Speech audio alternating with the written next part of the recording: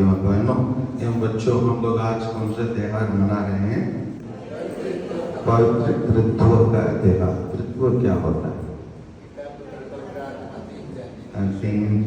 तीन व्यक्ति है परंतु एक ही ईश्वर है। तो बहुत बड़ा रहस्य है। अगर इस रहस्य का मैं जान गया, मैं त्रित्व बन जाऊंगा। इसीलिए ये बहुत कठिन विषय है, लेकिन ये अचानक एक रात हमारे कलीसिया घोषणा नहीं किया ईश्वर त्रित्व है। इसको लंबे समय तक कलीसिया इस पर मनन चिंतन किया, ईश्वर वचन को गहराई से देखा। देखने के बाद उन्होंने यह घोषणा किया कि ईश्वर त्रित्व है। उदाहरण के लिए हम लोग जैसे आप लोग उत्पत्ति ग्रंथ 1:26 के लीजिए, जब ईश्वर मानव को बनाने वाला था, ईश्वर अपने आप को बहुवचन में कहेंगे। पढ़िए 1:26 को। ईश्वर ने कहा हम मनुष्य को अपने प्रतिरूप बनाए।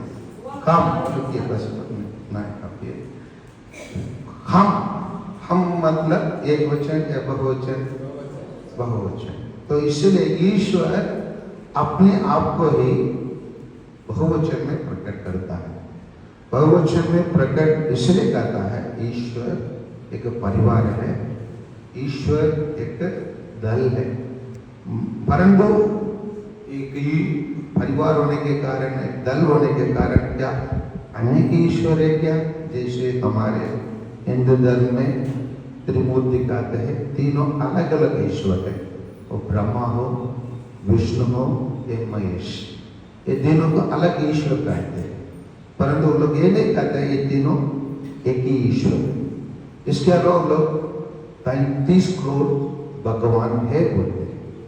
उसी प्रकार हम हमारे मुस्लिम भाई धर्म में लेंगे तो उन लोग जो कहते हैं वो ईसाई धर्म के बराबर है, लेकिन वो लोग त्रित्व को नहीं मानते। उन लोग लाला इल्लल्लाह अल्लाह, मतलब अल्लाह है ईश्वर, अल्लाह के अलावा और कोई ईश्वर नहीं है बोलकर उन लोग ये बताते हैं। परंतु हम लोग ईश्वर एक है, परंतु वो 3 व्यक्ति के रूप में रहते हैं। क्यों ईश्वर 3 व्यक्ति बनने की आवश्यकता है? क्यों हम ईश्वर को 3 व्यक्ति के रूप में देखते हैं? क्योंकि हम उनके कार्यों को देखते हैं। क्योंकि पिता ईश्वर मानव मुक्ति के लिए मानव बन के नहीं आए। उन्होंने किसको भेजा? अपने पुत्र को भेजा। और अपने पुत्र ने क्या कहा? जैसे आज में सुसमाचार, संत योहन के सुसमाचार से लिखा हुआ सुसमाचार हम क्या सुने हैं? पिता और मैं एक है, और पिता मुझ में है, मैं पिता में हूँ, और हम दोनों से पवित्र आत्मा उत्पन्न होता है। इसी प्रकार त्रिएक ईश्वर को उन लोग अपने अलग अलग कार्य के द्वारा व्यक्त करते हैं। जैसे हम लोग मत्ती के सुसमाचार 28 अध्याय और 18, 19, 20 देखेंगे तो क्या बताया जाता है? जाओ सुसमाचार का प्रचार करो और बपतिस्मा दो। बपतिस्मा कैसे देने के लिए बताया जा रहा है?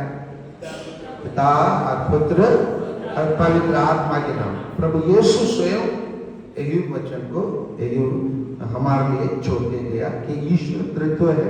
इसलिए वो ये नहीं कहा पिता के नाम से बपतिस्मा दो, नहीं तो पुत्र के नाम से बपतिस्मा दो, नहीं तो पवित्र आत्मा के नाम से। वो कहता है पिता और पुत्र और पवित्र आत्मा के नाम से बपतिस्मा दो।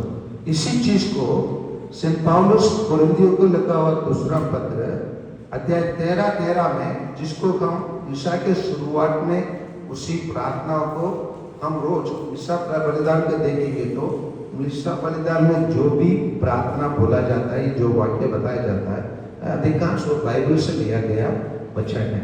13 का पढ़िए। ये प्रभु यीशु मसीह का अनुग्रह, ईश्वर का प्रेम, पवित्र आत्मा का साक्षर्य आप सबों को प्राप्त हो बोल के हम कब बताते हैं? मिस्सा बलिदान के शुरुआत में। जैसे पिता पुत्र पवित्र आत्मा के नाम पर आमेन कहने के बाद पुरोहित क्या कहता है? ईश्वर का प्रेम है ना, है ना, और पवित्र आत्मा का साक्षर्य है ना, हम सबों को प्राप्त हो, हम पुरोहित बताता है। क्यों? क्योंकि सेंट पौलुस भी इस चीज को देखता है कि ईश्वर त्रिएक है। ये त्रिएक है। क्यों त्रिएक होने की आवश्यकता है?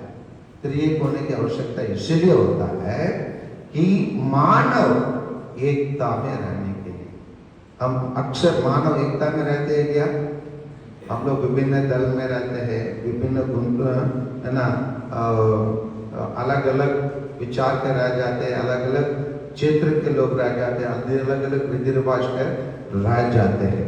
लेकिन ये ईश्वर के एक बताता है विभिन्न रह सकते हैं, विभिन्नता में भी एकता रह सकते हैं। इसीलिए हमारे भारत देश को क्या कहकर दुनिया के लोग पहचान देते हैं? विभिन्नता में एकता। इंग्लिश में कहेंगे तो यूनिटी इन डाइवर्सिटी। उसी प्रकार ईश्वर विभिन्न, पिता सृष्टिकर्ता, पुत्र मुक्तिदाता और पवित्र आत्मा क्या देखभाल करने का वाला और हमें रक्षा करके हमारे जीवन को जारी रखने वाला, सस्टेनर कहते हैं इंग्लिश में, मतलब क्रिएटर, सेवियर और सस्टेनर कहते हैं। ये तीनों कार्य अलग अलग कार्य करते हैं।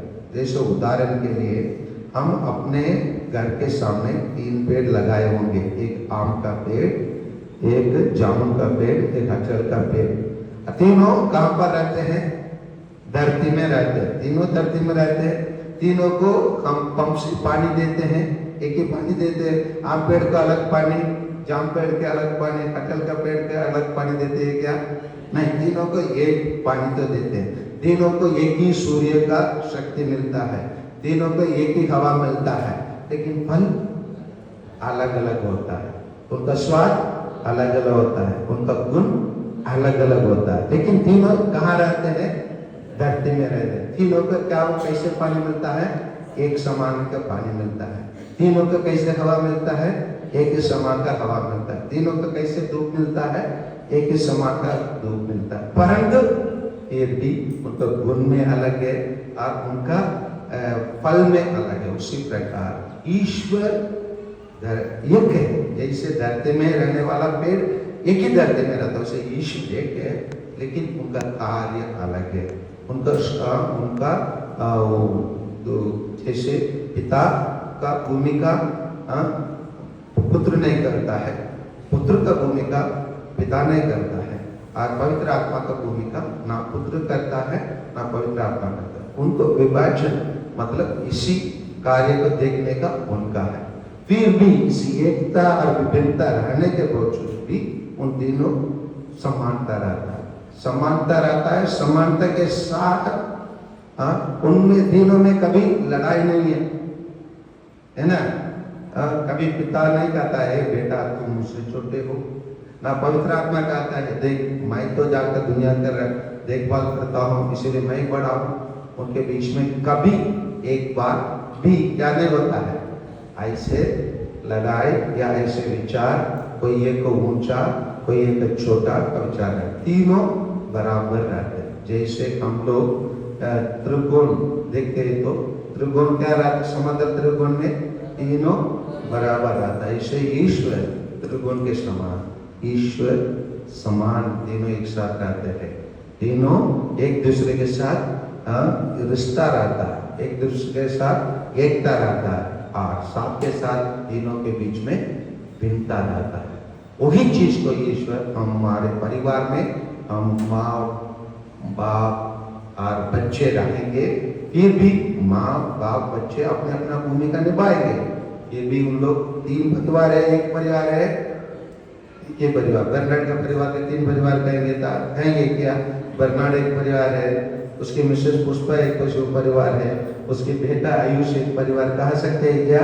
नहीं, तीनों एक ही परिवार है। तीनों अलग जने अलग अलग है, परिवार एक है ना।